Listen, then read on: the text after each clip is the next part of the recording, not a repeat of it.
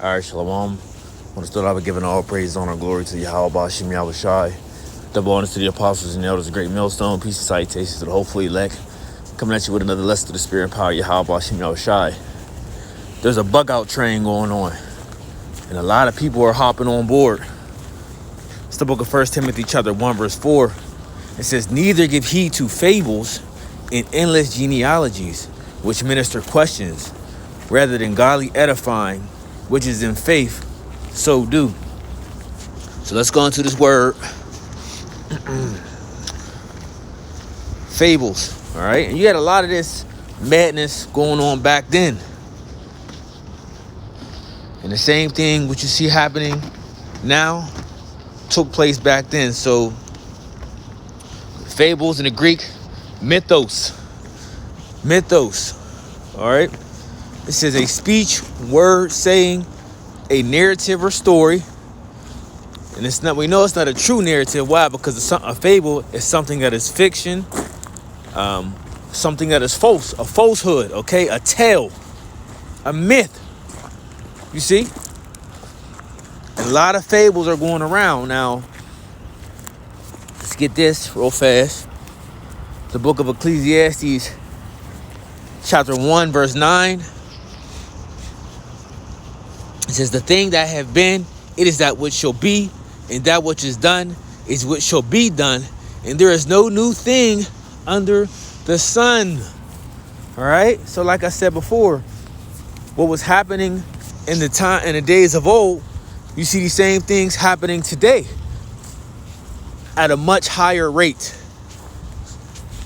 Now, when we go to the book of Timothy,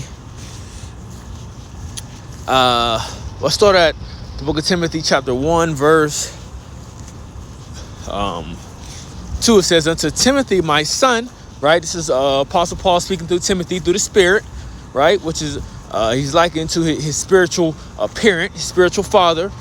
He says, unto Timothy, my son, in the faith, grace, mercy, and peace from the Most High our Father and Yahweh Shai Mashiach our Lord. As I besought thee to abide still at Ephesus, when I went to Macedonia, that thou mightest charge some that they teach no other doctrine. Let's read it in the NIV. It says, I urge you, when I went to Macedonia, stay there in Ephesus, so that ye may command certain people. That you may what? That you may command certain people not to teach false doctrines any longer.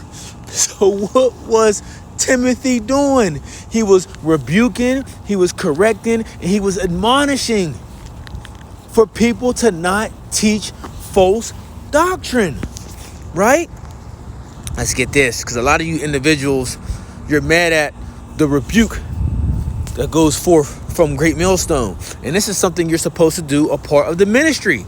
The book of Titus, chapter 1, verse 3, it says, this witness is true, wherefore rebuke them sharply, that they may be sound in the faith.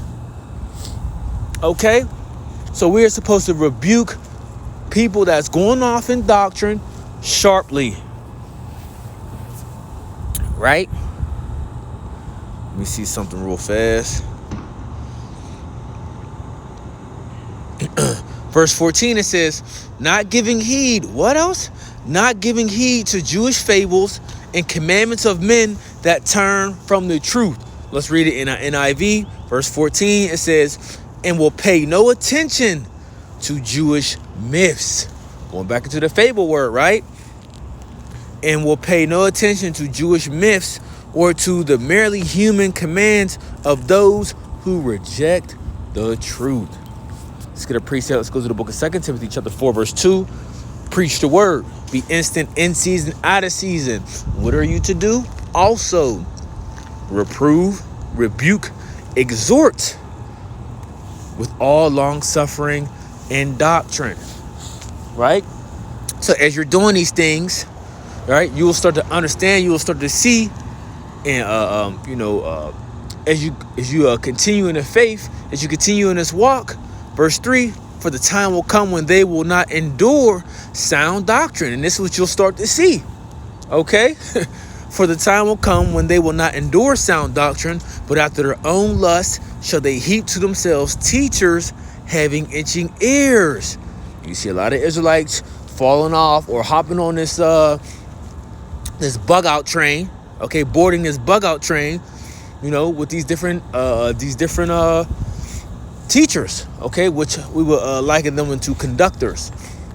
Usually there's one, maybe two conductors, like a conductor and his assistant. No, your teachers. There's a whole bunch of you on this train, taking turns, and a lot of Israelites are boarding this bug out train. Verse 4, and they shall turn away their ears from the truth. What? And they shall turn their ears away from the truth and shall be turned into fables. In the NIV, they will turn their ears away from the truth and turn aside to myths. That's why you got Jake boarding the train, with the hell doctrine. Okay, what else arrives? To the train station. The doctrine of not being able to eat meat. The next train that pulls up, not being able to what's the other different crazy doctrines? That's all these different crazy doctrines that's being taught out there. There's so many, I can't even, I can't even get them all out because I can't even think of them. There's so much doctrines of madness going on about, amongst the Israelite community, so to speak. Okay, amongst these different Israelite sects. All right, but the point is, these things are going forth, and through the spirit and power of Yahweh Hashem Yahushai, someone that's not teaching sound doctrine, well, of course, we are set up to what? To rebuke that madness.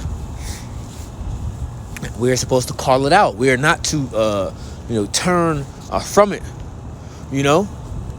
We're not to turn from it. We're not to just look away, so to speak. Nah, we ain't gonna look away. We're gonna expose that madness. The book of 1 Timothy chapter 4 verse 7, it says, but refuse. Do what? But refuse old wise fables and exercise thyself rather unto godliness. Another one, 2 Peter chapter 1 verse 16. For we have not followed cunningly. What? Cunningly, crafty. Okay? Cunningly devised fables when we made known unto you the power and coming of our Lord Yahushua Mashiach, but we were eyewitnesses of his majesty. All right? So the point is, like I said, this is just a quick hit through the spirit. The point is, you have these things going on. You have these things being spread abroad, like it's the truth. There's many trains, the bug out trains, and Jake is just boarding. As you see, more and more Jakes are just boarding these different bug out trains. So let's read this again, and I want to read it in the NIV, 1 Timothy chapter 1 verse 3. It says, I urge you, when I went to Macedonia, stay there in Ephesus. Okay? Stay there in Ephesus so that you may command certain people not to teach false doctrines any longer.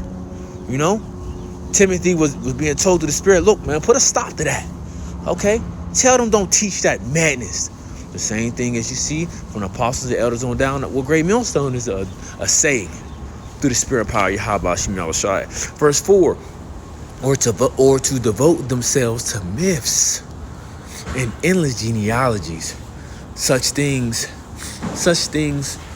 promote controversial speculations rather than advancing the Most High's work, which is by faith. The goal of this command is love, which comes from a pure heart and good conscience and a sincere faith. And Jake don't seem to understand that this is out of love, okay?